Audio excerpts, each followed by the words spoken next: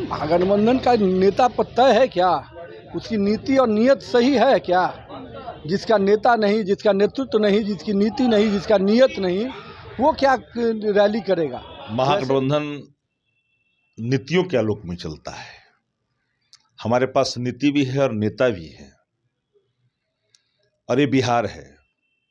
बिहार की भूमि, बिहार की माटी राष्ट्रीयता से ओतप्रोत है। बिहार इस बात के गवाह है कि देश की आज़ादी में अहम किरदार निभाया।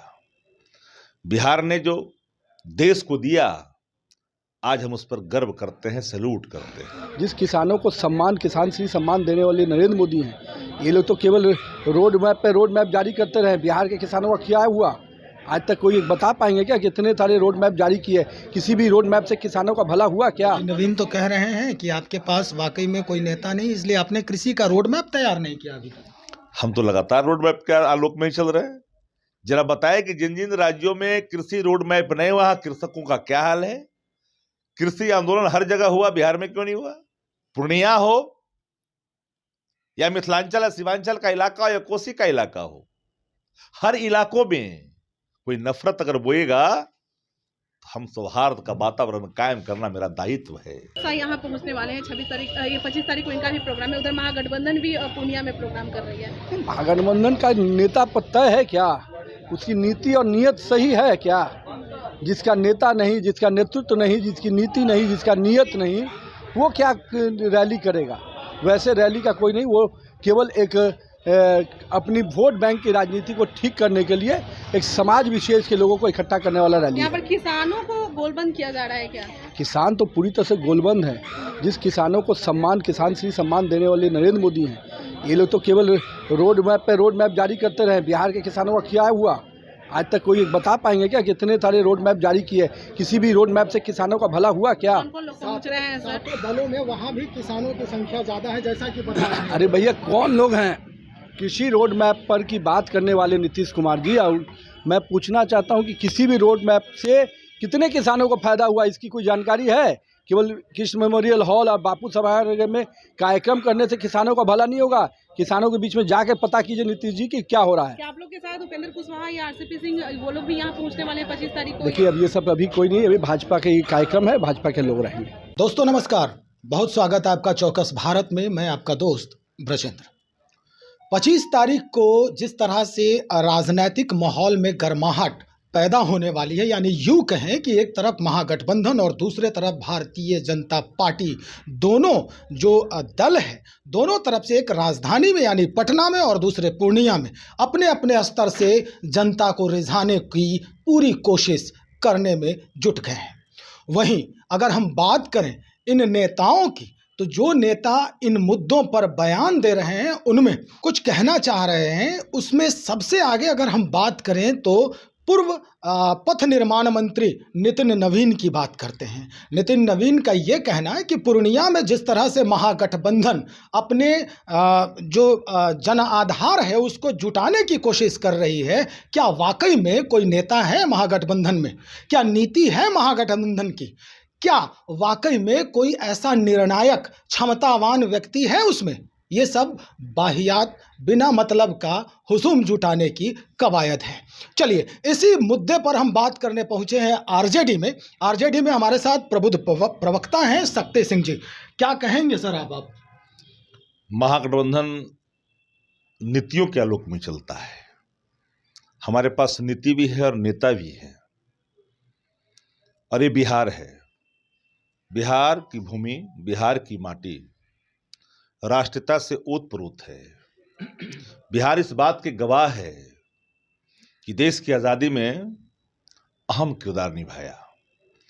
बिहार ने जो देश को दिया, आज हम उस पर गर्व करते हैं, सैल्यूट करते हैं।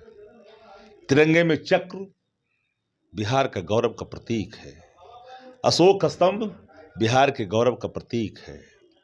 हमारे नेता आदरणीय लालू प्रसाद जी, हमारे नेता तेजस्वी प्रसाद यादव जी, महागठबंधन के नेता बिहार के मुखिया नीतीश कुमार जी, जिनके पास विजन है विकास का, विजन है आगे बढ़ने का, विजन है राज्य को तरक्की के रास्ते पर ले जाने का, विजन ये है कि महंगाई कैसे देश का दूर हो।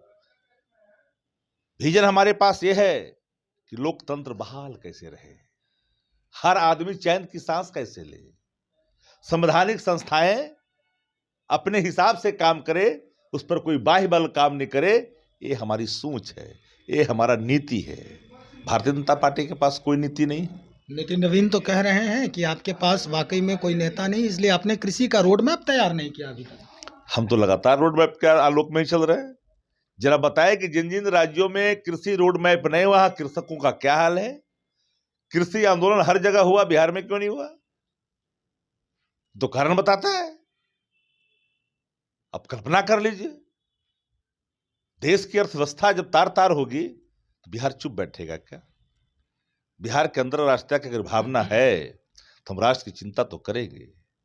अगर हम राष्ट्र की चिंता करने के लिए जब बैठ गए, हम आगे बढ़ रहे हैं, तो देश की हुकूमत की कान खड़े हो गए।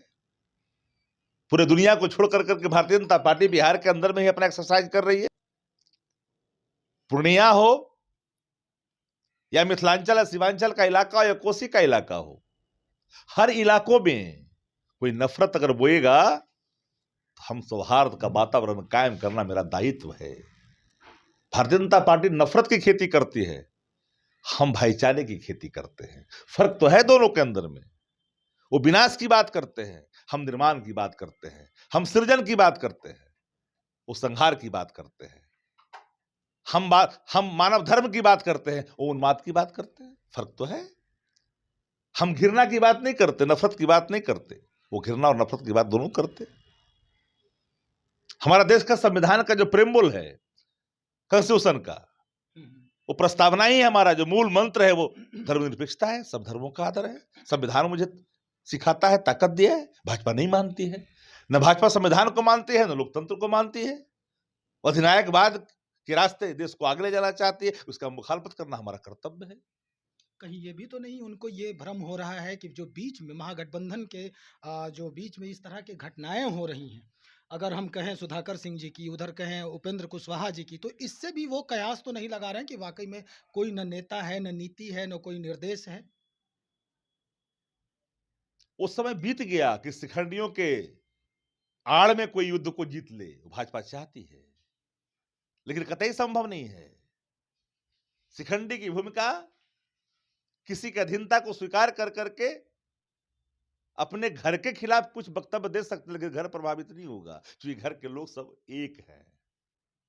और वक्तव्य तो आते ही रहते हैं। जीवंत लोकतंत्र जहां है कायम, वो अपनी बात करते हैं, लेकिन जो कुछ लक्ष्मण रेखा लांग जाते हैं, उनके बारे में जग जाहिर है, सब बात सबको पता है किस कारण वो बोल रहे हैं। बताने की जरूरत तो है नहीं किसी को। सानिध्यता कहां कहां से है, पूर्व काल में कहां रहे हैं, आज उनकी सानिध्यता कहां से जुड़ी हुई है, ये किसी से छुपा हुआ है क्या? सबको पता है। चलिए, बहुत शुक्रिया जानकारी के लिए। हमारे साथ शक्ति सिंह जी। दरअसल शक्ति सिंह जी हमेशा अगर कुछ भी बात हो तो ये छायावाद में ज़्यादा बात करते हैं, यानी बातों को छुपाकर सब कुछ बोल देने का जो गुण है इनमें, ये बखूबी जानते हैं। लेकिन खैर, अब स्थिति क्या कुछ होती है ये 25 तारीख के बाद ही स्पष्ट हो पाएगा। 25 तारीख को एक तरफ जहां अमित शाह पटना में शिरकत करेंगे, वहीं महागठबंधन का पूरा कुनबा पूर्णिया यानी सीमांचल के क्षेत्र पर जाकर अपनी जो बातें हैं यानी जनता को रिझाने और लुभाने की भरपूर कोशिश करेगी। अब देखना यह होगा कि 25 के बाद कैसा माहौल तैयार होता है राजनीतिक गलियारे की। उसके बाद क्या कुछ निकल कर सामने आता है, हम आपको बताएंगे और दिखाएंगे भी। आप बने रहें हमारे साथ। बहुत शुक्रिया आपका।